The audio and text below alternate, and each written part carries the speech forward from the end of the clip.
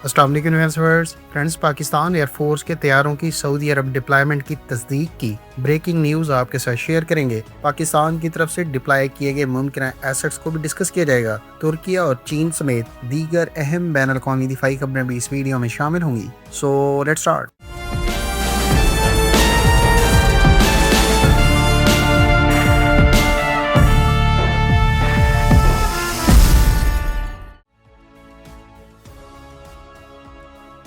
Friends, Saudi वज़ारत दिफा ने अब से कुछ देर पहले इस बात की तस्दीक की है कि पाकिस्तानी पर्सनल और मिलिट्री एयरक्राफ्ट को सऊदी अरब तैनात किया गया है। सऊदी वज़ारत दिफा ने इस बात की तस्दीक की है कि इस्लामी जमहूरिया पाकिस्तान की आर्म्ड फोर्सेस के पर्सनल के अलावा मिलिट्री एयरक्राफ्ट की डिप्लॉयमेंट सऊदी अरेबिया के ईस्टर्न सेक्टर में मौजूद किंग अब्दुल अजीज एयर बेस पर किया गया है, जबकि ये डिप्लॉयमेंट दरअसल दोनों ममालिक के दरमियान अब से कुछ अर्सा पहले तय पाने वाले मुश्तरका स्ट्रेटेजिक दिफाई मुआहदे के तहत की गई है। ख्याल रहे कि पाकिस्तान की तरफ से डिप्लॉय किए जाने वाले इस दस्ते में पाक फिजाइया के फाइटर एयरक्राफ्ट और मुआवन तैयारे यानी airborne early warning and control aircraft के साथ साथ C-130 तैयारों को डिप्लॉय किया गया है। फ्रेंड्स, ये तैनाती न सिर्फ पाकिस्तान और सऊदी अरेबिया के दरमियान गहरे दिफाई ताल्लुकात की अक्कासी करती है, बल्कि खित्ते में स्ट्रेटेजिक तवाज़ुन को बरकरार रखने, मुश्तरका दिफाई सलाहियतों में इजाफा करने और मुमकिन सिक्योरिटी चैलेंज से निमटने के लिए दोनों ममालिक के अज़्म को भी वाज़ेह करती है। यहाँ ये बात काबिल ज़िक्र है कि दोनों ममालिक के दरमियान अब से कुछ अर्सा पहले तय पाने वाले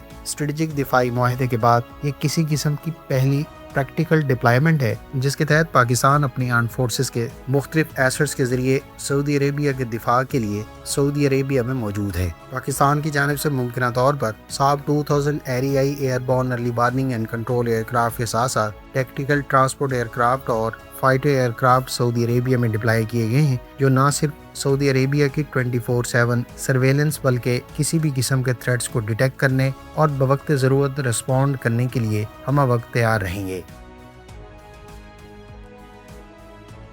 सऊदी अरेबिया की किंग अब्दुल अजीज एयर बेस सऊदी अरब के मशरकी इलाके में वाक़ है। ये इलाका ख़ास तौर पर सऊदी अरेबिया के ज़हरान के करीब वाक़ है, जो खलीज अरब के साहिली इलाकों में एक स्ट्रेटेजिक मकाम रखता है। सऊदी अरेबिया के मशरकी से जहाँ किंग अब्दुल अजीज एयर बेस वाक़ है, इसके सामने खलीज अरब यानी अरेबियन गल्फ के पार सबसे नुमाया हमसाया मुल्क ईरान है। इसी सिमत में निस्बतन करीब बहरीन, जो कि एक जजीरा नुमा रियासत है, वो भी वाक़ है, जबकि थोड़ा जनूब की तरफ कतर और मजीद आगे मुत्तहिदा अरब अमारात भी इसी खलीजी खित्ते में आते हैं। इस लिहाज से ये इलाका इंतहाई स्ट्रेटेजिक अहमियत रखता है, क्योंकि यहाँ से खलीज के अहम समुद्री रास्तों और इलाकाई सिक्योरिटी सूरत हाल पर बराह रास्त नजर रखी जा सकती है। अगर हम इस डिप्लॉयमेंट की अहमियत की बात करें तो ये तैनाती पाकिस्तान और सऊदी अरब के दरमियान दिफाई शराकतदारी को अमली सतह पर मजबूत बनाने की एक वाज़ेह मिसाल है, जिससे दोनों मालिक की मुश्तरका ऑपरेशनल सलाहियत में नुमाया इजाफा होता है। जबकि जदीद फाइटर एयरक्राफ्ट और दीगर प्लेटफॉर्म्स की डिप्लॉयमेंट सऊदी अरेबिया की फ़िज़ाई निगरानी, इब्तदाई वार्निंग और लॉजिस्टिक्स के अलावा फौरी रद्द-ए-अमल की सलाहियत को कई गुना बढ़ा देती है, जो किसी भी मुमकिन खतरे के मुकाबले में एक अहम इकदाम तसव्वुर किया जाता है। ये इकदाम खलीज के हसास सिक्योरिटी माहौल में डिटरेंस को भी मजबूत करता है और इलाकाई इस्तेहकाम के लिए एक स्ट्रेटेजिक पैगाम भी देता है। पाक फिज़ाइया के एसेट्स की डिप्लॉयमेंट सऊदी अरेबिया के साथ मुश्तरका मशकों, इंटीग्रेटेड कमांड एंड कंट्रोल और इंटेलिजेंस शेयरिंग को भी फ़रोग़ देकर दोनों फ़िज़ाई अफवाज के दरमियान इंटरऑपरेबिलिटी को भी बेहतर बनाती है। आलमी सतह पर भी ये ताउन अहम है, क्योंकि ये अहम तवानाई राहदारियों और समुद्री रास्तों के तहफ़्फ़ुज़ में मददगार साबित होता है।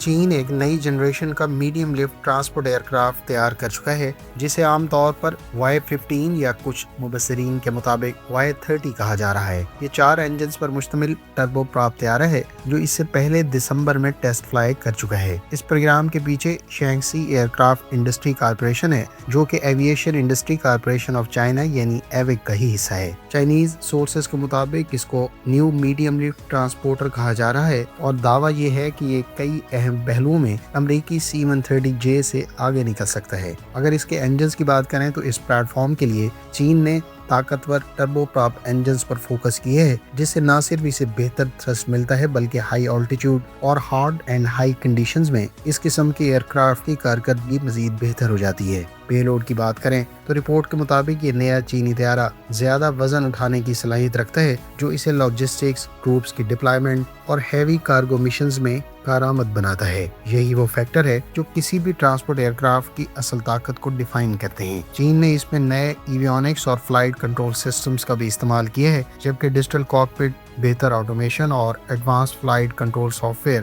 اس ایئر کرافٹ کو نہ صرف زیادہ محفوظ بلکہ زیادہ ایفیشینٹ بھی بناتے ہیں۔ خیال رہے کہ چین اپنی آرمڈ فورسز میں پہلے ہی Y-20 کے نام سے ہیوی ٹرانسپورٹ ایئر کرافٹ استعمال کر رہا ہے، جو نہ صرف اس وقت کارگو رول بلکہ ایئر ریفیلنگ رول میں بھی استعمال ہو رہا ہے۔ تاہم چین کے Y-15 کے بارے میں قوی امکانات ہیں کہ یہ میڈیم کیٹیگری کا ٹیکٹیکل ٹرانسپورٹ ایئر کرافٹ ہوگا، جو نہ صرف آنے والے عرصے میں چائنیز آرمڈ فورسز بلکہ اتحادی ممالک کو بھی فراہم کیا جا سکتا ہے۔